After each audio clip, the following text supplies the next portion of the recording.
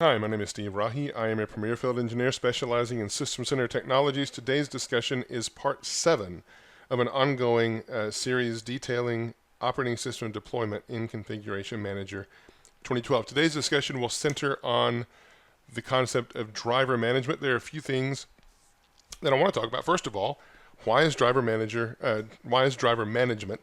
important? And I apologize in advance if I interchangeably use some words. I caught myself talking about drivers as updates, which they're not. And so if I say that, just know I mean drivers and so on, but I'll try not to. So the reason this is an important discussion is because as individuals build systems, image systems, one of the key concerns is to make sure that that build out is to a point where the hardware works. Certainly the most important piece is to make sure the network connectivity is there, but there are other important pieces too, making sure we have the right audio drivers, the right video drivers, the right peripherals and general drivers. And that's what this discussion helps us do, is make sure that when we deliver these machines that they are configured for the end user to use from the very beginning without having to worry. Right? A couple of discussions that I want to have as we detail the topic. First of all, the topic or the idea of importing drivers. How do we do that? How does it work, right? Then various install options for getting those drivers in place. That will be probably the bulk of our discussion. Some discussion on fail-safe planning. What happens if we have a machine and none of the drivers that are needed really are there, right? Really, match or are there, right? So we'll talk about that as well. And it'll be just a really quick sample. It won't be a detailed thing at all, but just to demonstrate what you could maybe do, right?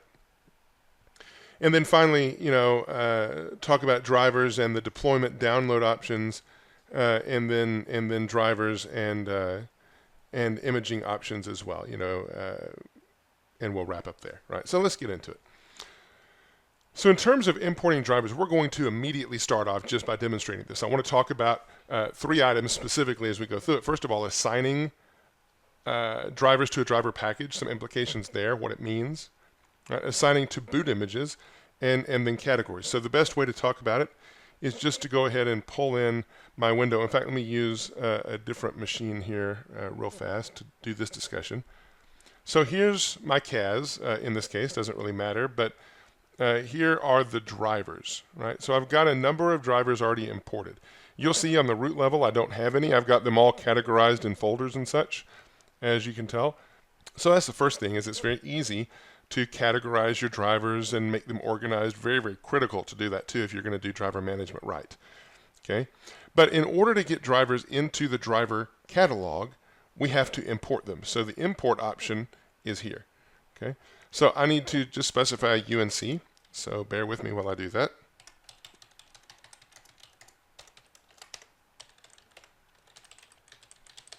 Hopefully I'm typing right. Okay, so here should be a path, if I typed it right, where my drivers are located on my machine. So notice if I hit a backslash, hopefully that will catch up with me in a minute, I can actually drill in. Let me just show you the folder directly. So this is the folder right here, right? So you notice that I've drilled down specifically to drivers, which is the top level. Inside I have HP, I have Lenovo. I could certainly drill down. HP should actually be Dell, but nevertheless. I could drill down further and specify HP or whatever. I can also, just to make sure that I'm in the right place, I can browse to it, and so on, right? But the point of this is we will import drivers that are nested. There we go. So it finally caught up, right? Okay. So I can import all the drivers. So if I click next, which I will, we'll see drivers from the HP folder. We'll see drivers from the Lenovo folder. You might not want that. You might want to be importing a specific set of drivers that are new to the environment. Probably that's going to be the case most of the time. But just to know that you can do it, right? Or you can import a specific driver by specifying a direct path to that INF file or whatever it is. Okay, And then options that we can choose. I've already got these imported, so I'm going to say do not import, but there are other options for dealing with drivers. that are duplicated. So I'm going to click Next. So we're going to go through those folders and we'll see the various drivers that are available. So you see, for example, we have HP drivers, right? There's some video drivers.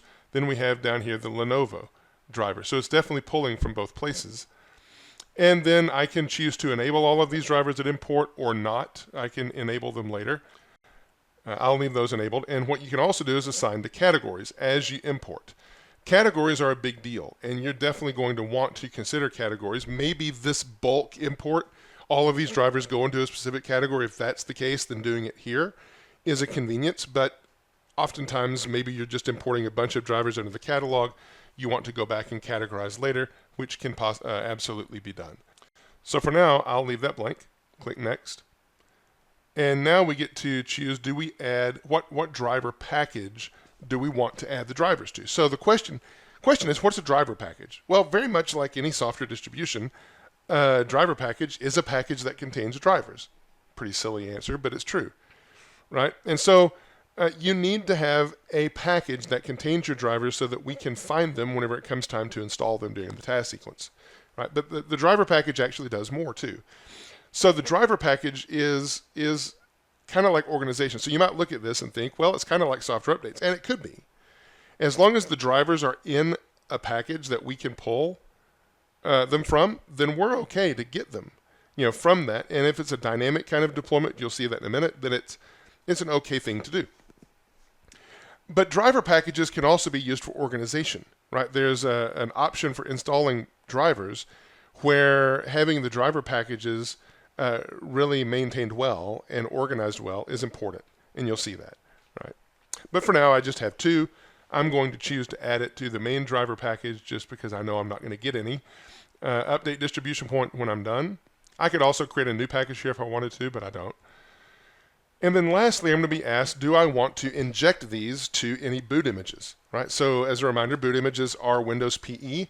That is the phase of imaging where we actually do the image deployment. And it's tempting, and I see it happen a lot, that folks will add in drivers, all sorts of drivers, into Windows PE. They'll have audio drivers in there, video drivers, all of those things that in Windows PE just don't matter, right? And so the idea of adding to a boot image is cool if you know that the drivers you're importing need to be added to the boot image. It's one place to do it. But generally, I prefer to add the drivers directly to the boot image by going to the boot image itself, which I'll show you in a minute. Adding drivers that are not necessary to a boot image can just end up bloating that boot image, can cause problems. So what kind of drivers are really necessary for a boot image? The answer to that, really, it comes down to typically NIC drivers and, in some cases, mass storage drivers, right? Generally speaking, those are the two broad categories. You might have some other situations where you need to add drivers in, but definitely you don't need the same drivers in PE that you would need in an operating system that folks will be using for production, right? Okay. Now, so this is the place to add them. I'm not going to choose to, so I can go through the rest of this, and you'll see I'm going to go through very quickly. It won't take long at all. Shouldn't take long at all. Oh, it is taking a bit longer. And we'll load these in, and we'll get the results. I've told it, I believe, not to do anything with it, but nevertheless, we'll see. So while this is running, let me show you the boot images real quick. So if I go to the boot image and go to properties, then I certainly have the ability to add drivers here as well. Just hit the starburst and we can see all the categories, all the drivers we want, right? Maybe I would want to add a SATA controller, or something, right? But that's how you can do it. And then we definitely will need to regenerate the boot image after we're done and so on, right? Okay, so we'll let that finish. So that's really, drivers. Now, in terms of I'm sorry, that's importing drivers. In terms of what you do with the drivers after they're imported, we might want to go back and add a couple of things. So let's go back to these drivers. Right, so I don't have any there. Let's just go to Lenovo because there's just a few. So as you can tell, I can in fact add categories here to the drivers. So if I go and look at the properties of one of these, or edit, I can go edit the driver package or edit the boot images if I want to here, but I can look at properties on the driver itself. I can see detail, first of all, is this an enabled driver, right? What is the driver source?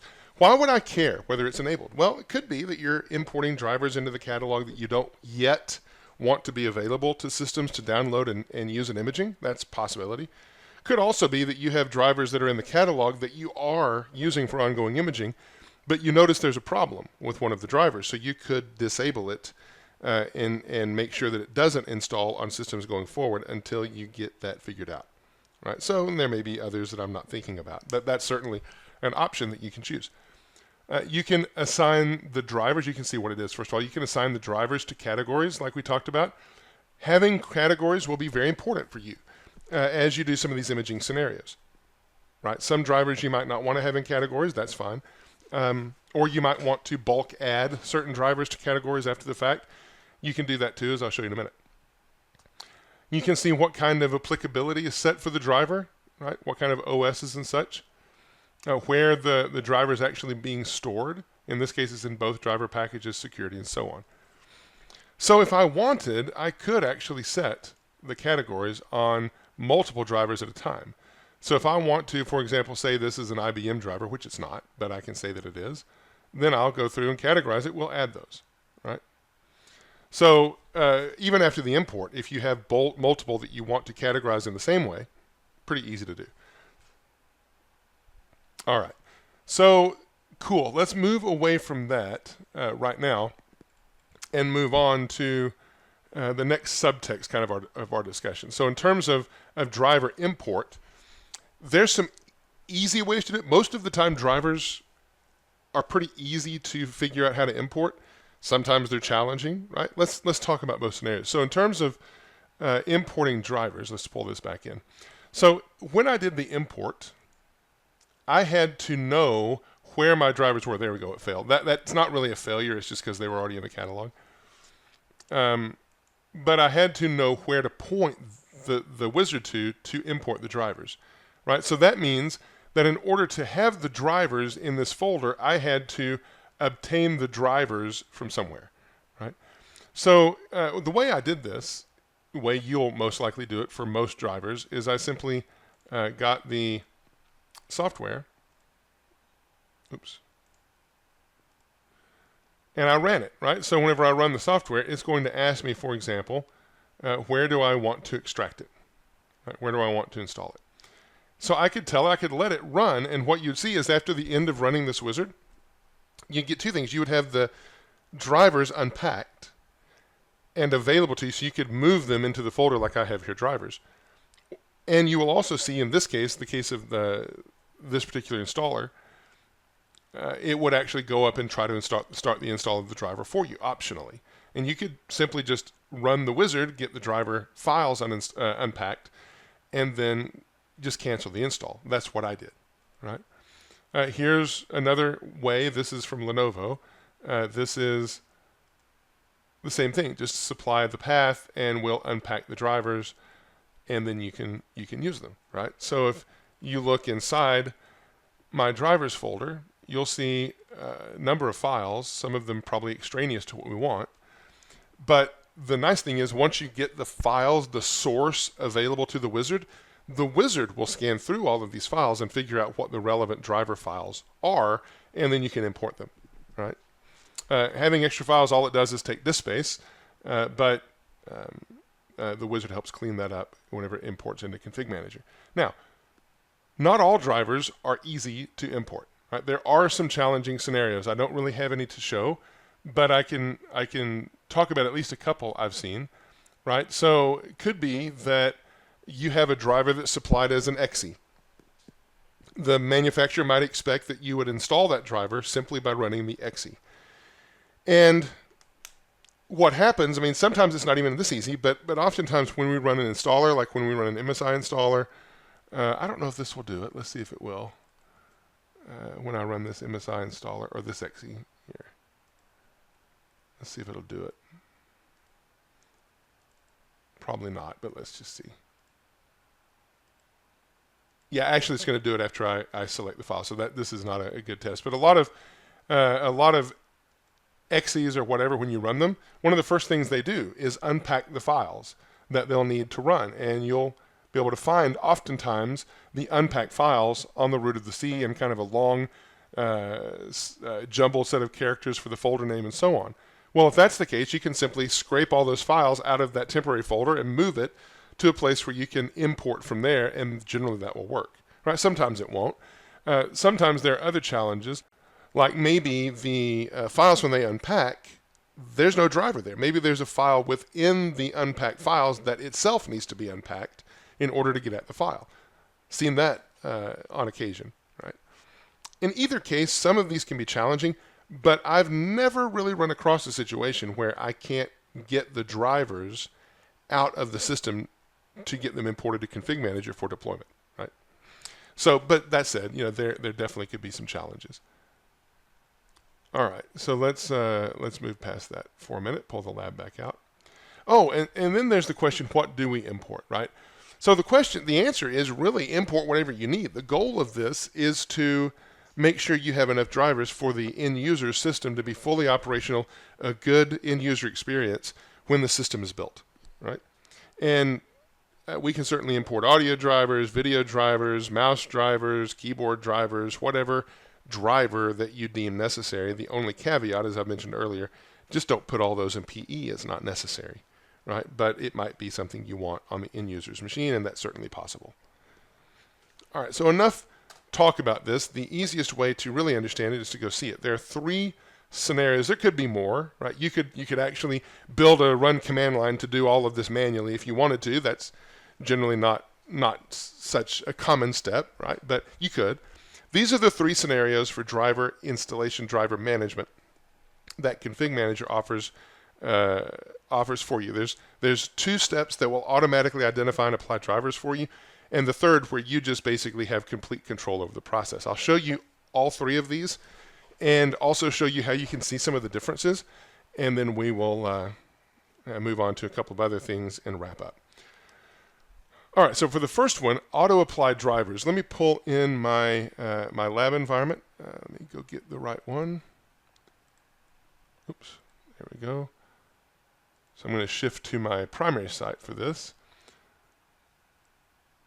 Oops, let me not do that. There, that's the machine I want. So here I have a few demo task sequences that I put together. The first one is just the auto-apply driver step. So if I look at the edit on this, I'll see this step, apply device drivers. This is the way it comes by default. This is how it's configured. And you'll see a couple of options. For each hardware device, install only the best match compatible drivers. That is by default. Or you can install all compatible drivers, which then the operating system will figure it out once it launches, right? And then also notice consider drivers from all categories. So any driver you have imported to the catalog will be factored in to the matching, right? So this is a dynamic situation. So the machine will be imaging. After the image is deployed, while we're still in Windows PE, that's key, we're going to try to figure out the drivers that are necessary for the hardware on that box, right? We're going to send that up and then ask the site to give us a best match for that hardware in this case. So it truly is a plug-and-play scenario. You really don't have any control. Any driver that's in the catalog could be identified as necessary and pulled down, right? So honestly, this is a step that I really don't like. I mean, it generally works pretty well, but I prefer to have a little bit more specificity over what happens, right? So of the 3, this is the one I like the least, although it does work well in a lab environment and things like that, right? So let me show you this running. But before I do, I want to set up a couple of things. So I want to show you the end-to-end process of how this works. So what I've got is a system that's already in the process of imaging. I've paused it. Let me pull this out and get that system in. So here it is, bare metal here.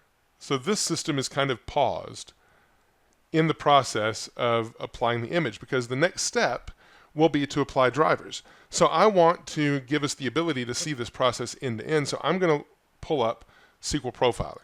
Now I've already got this configured. It's going to just capture all of the SQL traffic on the SQL server while it runs.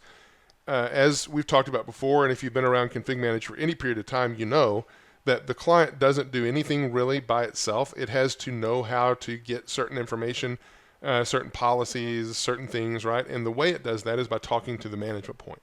And there's no difference here. There is a management point component that is involved in pulling down drivers in the auto apply scenarios anyway, right? But the logging for that, as you'll see, isn't real good, but we know there's SQL activity taking place, so I'm going to want to capture that so I can show it to you later. So I'm going to go ahead and start this. It'll just start capturing.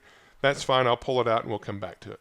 So I'm going to go ahead and let this run, right? And I'm going to go ahead and press F8 so I have a command prompt, because I want to show some things in the task sequence log. So I'm going to go ahead and navigate to that. All right, and I'll pull up the task sequence log in Notepad in just a minute. But I'll wait for it. I want to let it get past the driver matching stage. We're almost there. You'll see it come along in a minute. You'll also see it dump out some variables there, but now we're applying the device drivers. We're asking the management point now for compatible drivers. You'll see that in a minute. And then we'll pull down the list.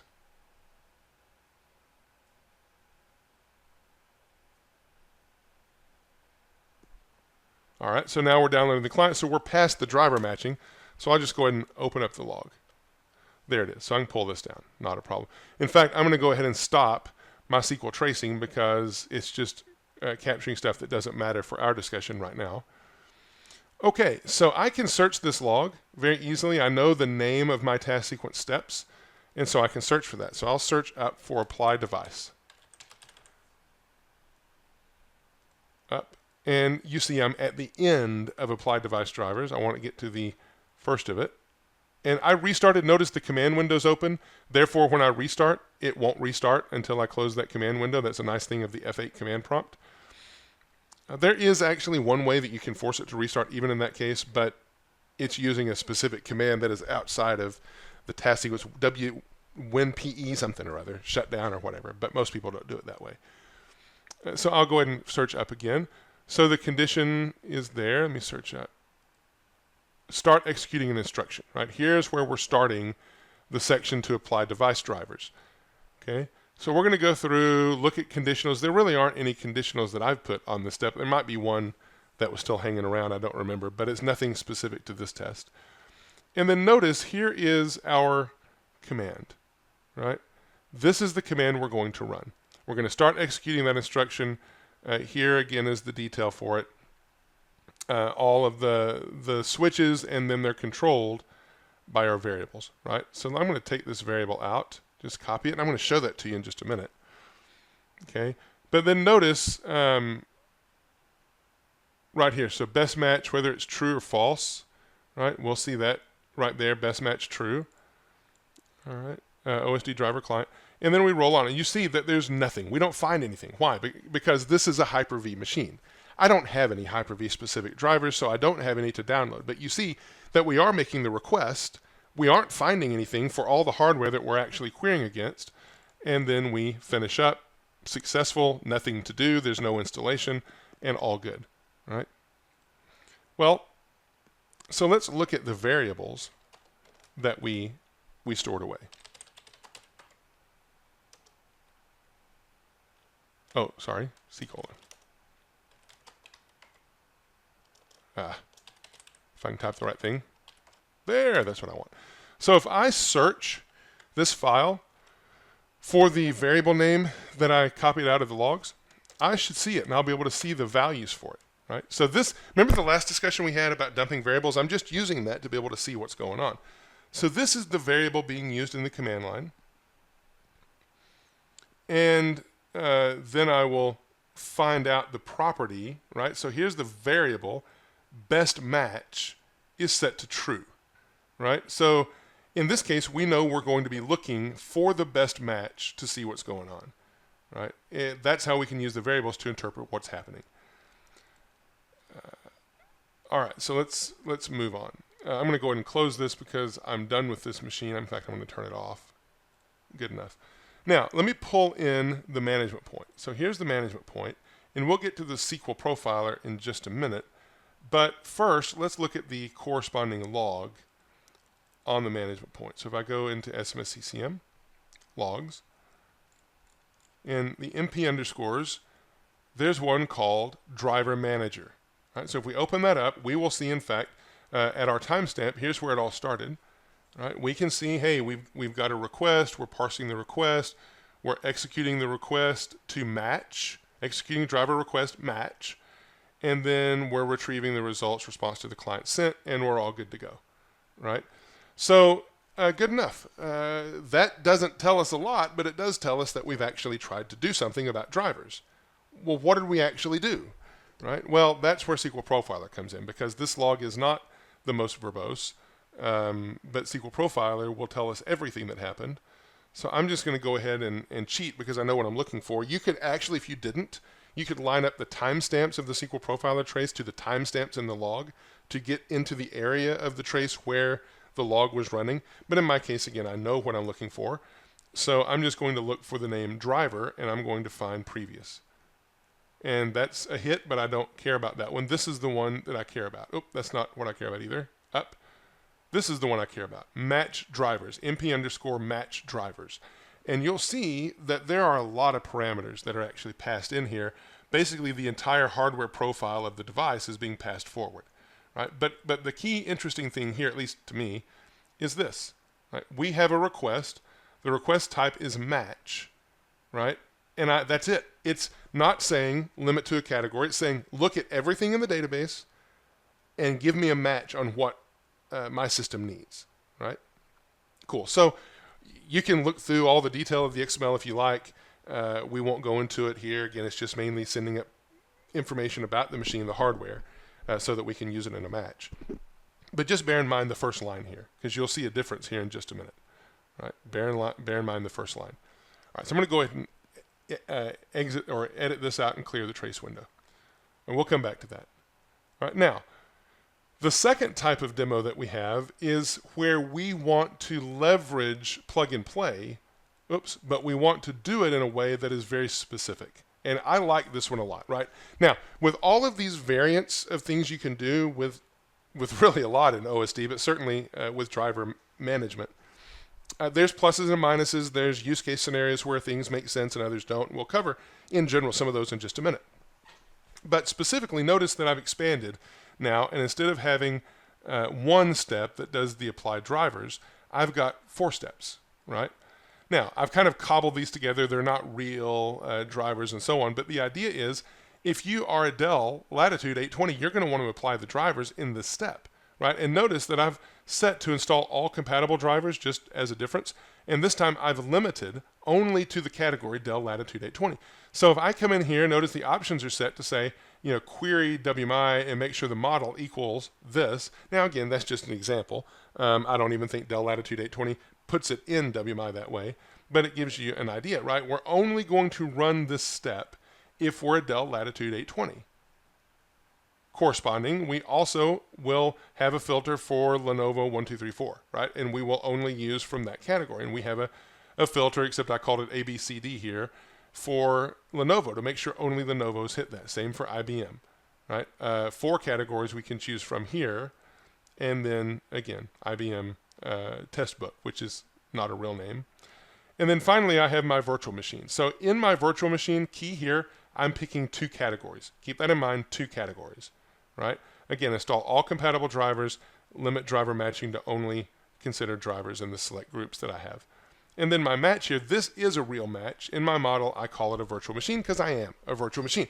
So as I run through this, we're going to run through all 4 steps, but you're going to notice that the first 3 evaluate to false, so we don't do anything there. We only do something on step number 4.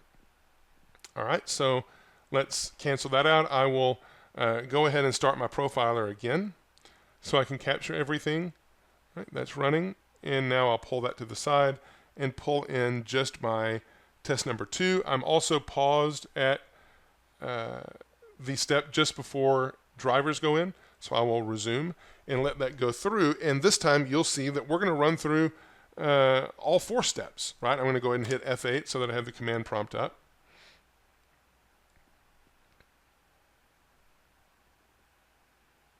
Taking a couple of seconds here as we work through.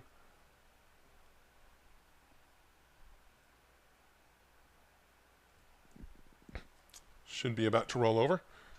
There we go.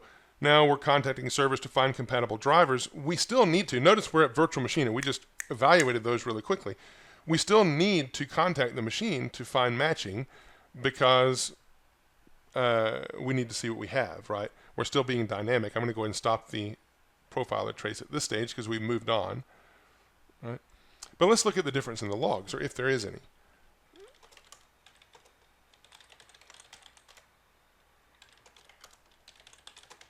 There we go. So I'll pull this down. Again, I don't care about the rest of it, but I will simply go down and search up.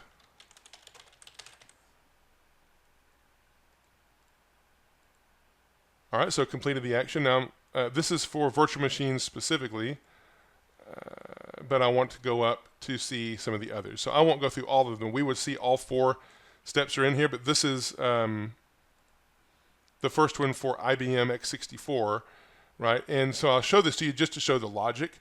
So we go through here. We have a query that we need to run. Oh, sorry, I didn't get it far enough. Here we go.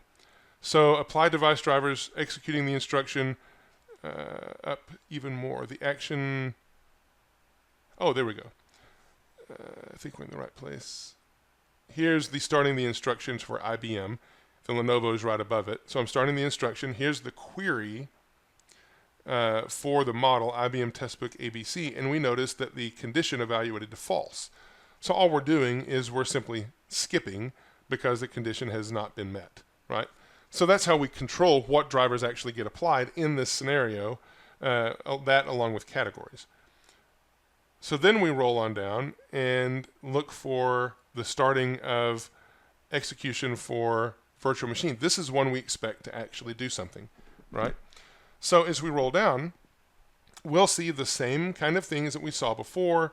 We have this query, we evaluate it to true, therefore we're going to go into it. Then we start executing the command line. Notice here's our variable again, exactly like we saw. And scroll on down and we see the command line. Notice now that before the variable was set to true because we did want the best match. Now the variable is set to false because we said no, we don't want the best match. We want all compatible drivers. So if you remember what I had in the task sequence, you saw, let me pull it back in just to remind you. In this task sequence, I told it I don't want all or the best drivers. I only want all compatible drivers. So give me everything. Right? That's the difference that you see in the log. All right, we'll come back to that for profiler in just a minute.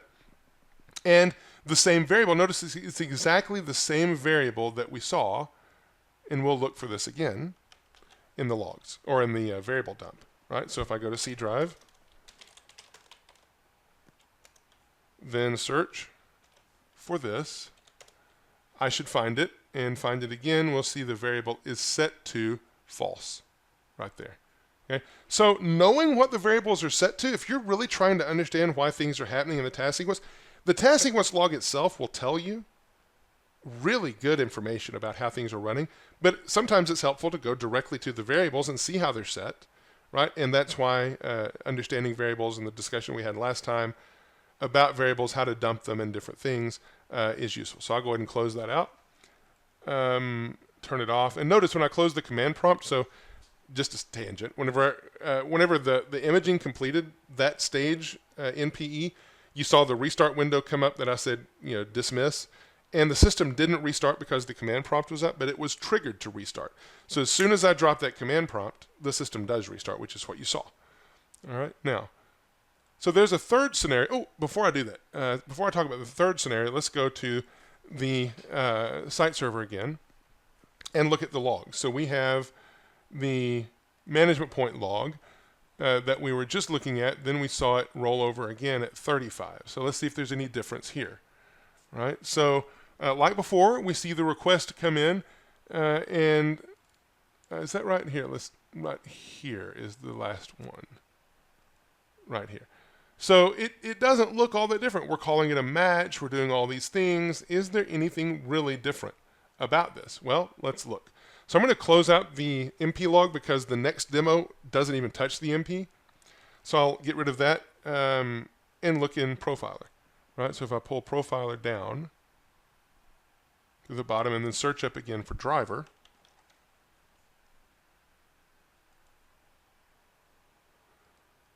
So a couple of hits, there we go, npm match drivers. So all of the same detail that we saw before is here, but notice this time there is a difference, right?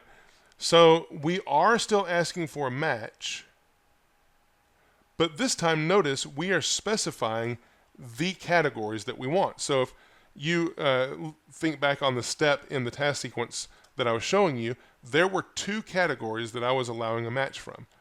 Both of them are listed right here. Now they're not user readable. I mean, you can certainly translate those back. But now we're saying, no, don't get every match from every category. Get it from just these two. Right? Which, slight difference, but important to understand that we do track that and we do show that. So I'll close this too because we no longer need it. Again, we don't, in the third demo here, we don't even hit the management point. So the third way that we can do this is by using what are called driver packages. So in the previous two examples, we were using the default auto apply drivers step. There is another one called apply driver package, and that's what we're going to use. Right? Yeah, I have an option on it to make sure that I'm a virtual machine. Don't really even need that, but I just put it on. And notice here, there is no configuration. The only configuration there is tell it a driver package. Right? So this is where it gets into, if you want to use apply driver packages or drivers from a driver package step, you need to have your driver packages organized in a way that you can maybe point to the Lenovo machine or Lenovo model or the Dell 820 or whatever, and know that you just have the drivers for that machine there, right? And so driver packages are a really cool way to control drivers and make sure that you get exactly what you want. But there also are a few nuances about it that you need to understand. We'll cover those in a minute. Right? Let me show you this thing in action. Right? So just like before, I'll pull in one of my test machines, waiting for the install driver part and see how it works. So let me go back to it. Here's my last machine. There, pull it in, and let it fire up.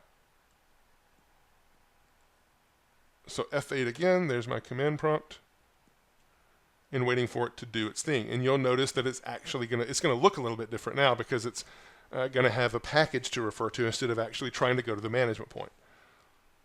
Okay, there we go. So I'm dumping variables, applying driver package. First thing I have to do before I can apply anything is download the driver package, which that will be a key factor in just a minute.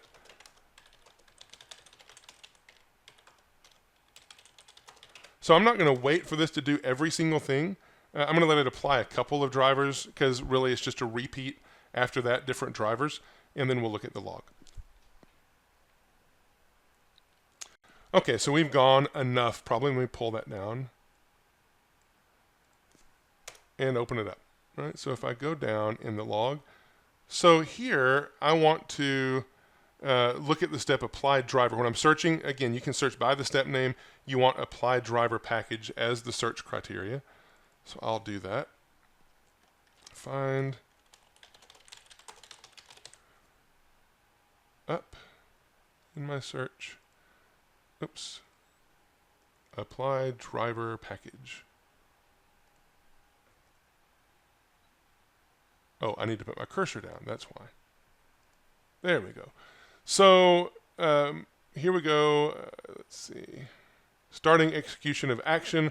Apply driver package virtual machine. I do have that conditional. It evaluates to true. Here's my command line. Notice it's different. Now I'm just saying simply install everything from this driver package. So I've got to apply the driver package. I've got to download it. You'll see the request. Here's a DAV response that you can read through if you're really bored. A lot of detail there. And then we're going and getting all the files out of the package. We're downloading them to our cache. Okay. And then we'll roll on through a little bit more. And then finally, we'll get all this done, all of this downloaded, and then you'll see we're just going to keep installing, just one right after the other.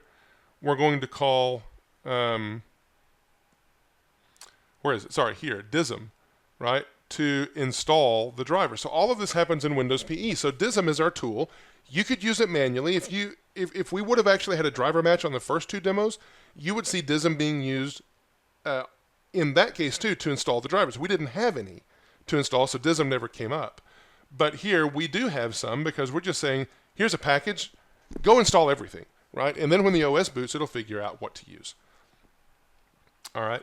And so we just roll through that, and the drivers get installed, and everything's good to go. All right. Okay. So, yeah, good enough. That's really the difference. And the third option now, there are some caveats. Let me go ahead and turn this off. There are some caveats that need to be considered when looking at this. Actually, before we get to that, let's talk about one other thing. So fail-safe planning, right? So that's how we can install drivers. That's how we can match drivers, right, for all the options available.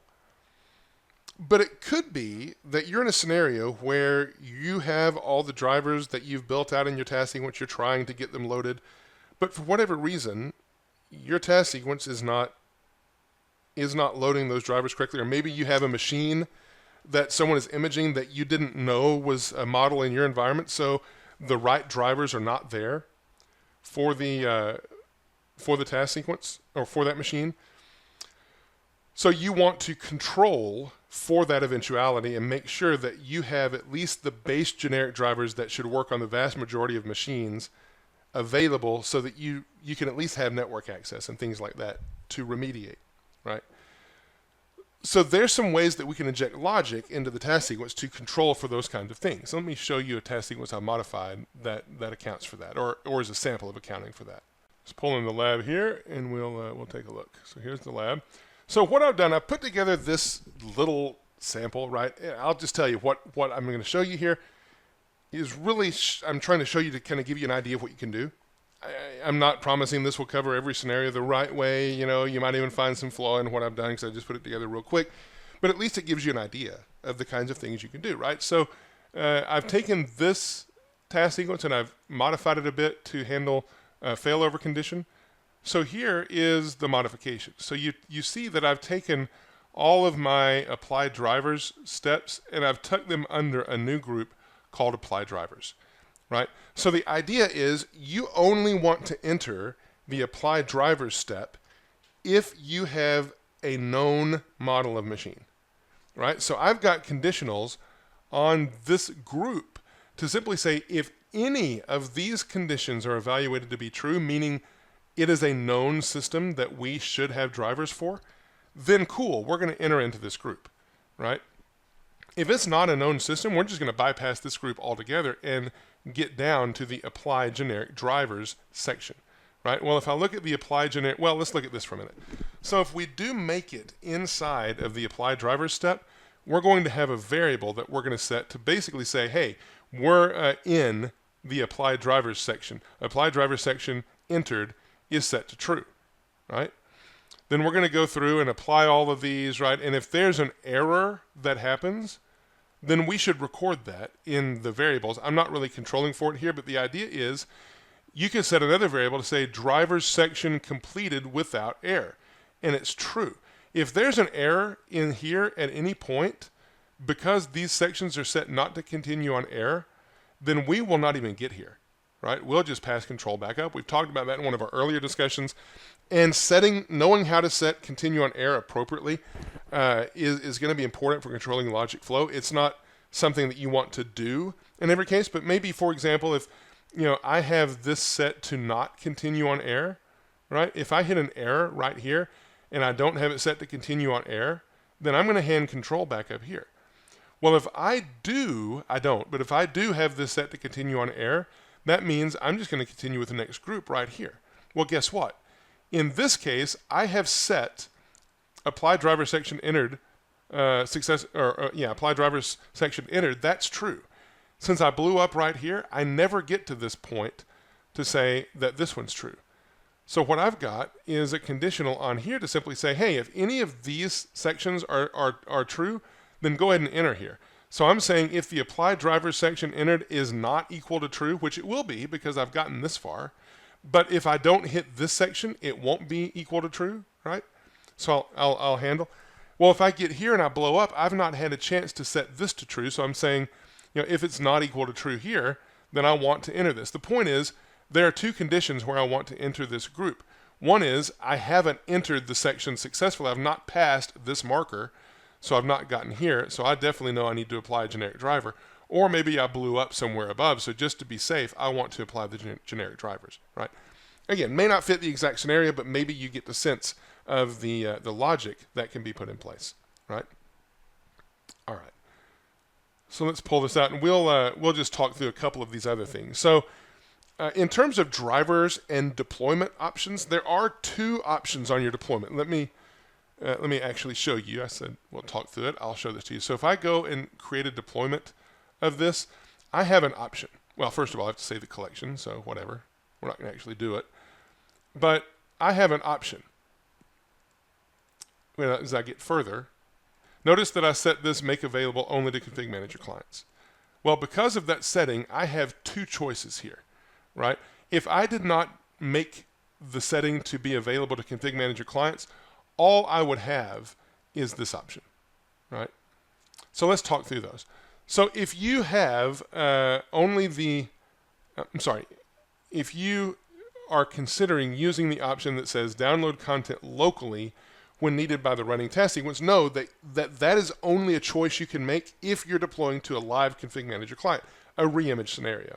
If you're doing a bare metal deployment, that is the only choice you have, so it's not really a choice, you've got to do that, right? Which it simply means, as the task sequence runs, if there's software that we need, we just download it on the fly and continue with the task sequence. The downside of that is it does take a little bit extra time during the task sequence maybe to get all that downloaded. The positive side is you only download what you need, right? Well, the other option, download all content locally before starting the task sequence, again, is only an option whenever you're initiating the task sequence from a ConfigMgr client. But if you do that, we are going to download all of the content locally prior to the task sequence initializing, right? Now, there's another flag. If it's an available task sequence, we're not going to download anything, right? But if it's a required task sequence, just like any other required deployment, we'll download what we need on the fly or ahead of time so that it's available locally whenever we kick off the running task sequence. All right, and so it's a really good option, but here's the other thing. If we download all the content locally, then we're going to download all the content the task sequence might need. So we're going to download stuff that we may not ever need in the running task sequence, right? So that's really the only two real disadvantages of using the download content locally before running the task sequence is additional disk space, additional network load to get the extra content that you might not need. But the advantages are significant. The advantage is that you run everything locally when the task sequence kicks off instead of having to go across the network to fetch it. Right now, this doesn't work for every step. Those dynamic steps for drivers, as we showed in example 1 and 2, it doesn't know what content to download, so it's not going to download anything, right, until it gets to that step. So you have to understand how the flow works and what happens at various steps to know what to expect in these, but it's definitely a couple of options to understand. Now, there also is going to be a difference in what you can do depending on the kind of imaging option you choose. We have bare metal, which includes both boot media and PXE as well as standalone media. There are differences here. So in terms of boot media and PXE, the dynamic download of content is going to be possible and what you probably want, right? Because as we're running through the task sequence, in a bare metal scenario, all you have is download on demand, download when needed.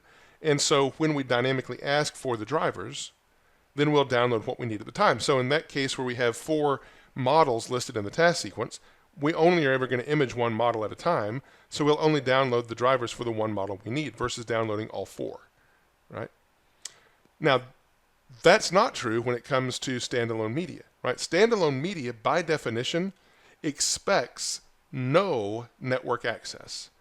So the steps to dynamically provision drivers assume that you can get to the network, which in a standalone media scenario, you can't. You're assumed to not be able to, right?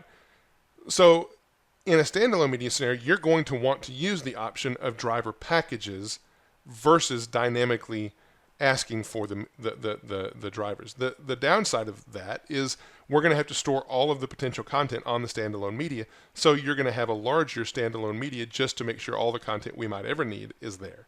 Right? Now, in reality, you can have standalone media that does have network access. Right? I've done it. I know of people that do it. It's kind of a hybrid mode.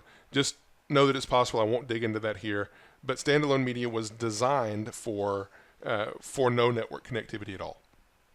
Now, in a reimage scenario, we again assume that the task sequence is going to be ConfigMgr client initiated. The dynamic download of the content is definitely possible here, as well as the ahead of time provisioning of the content, right? So other things to talk about for sure, but that really does wrap up this session.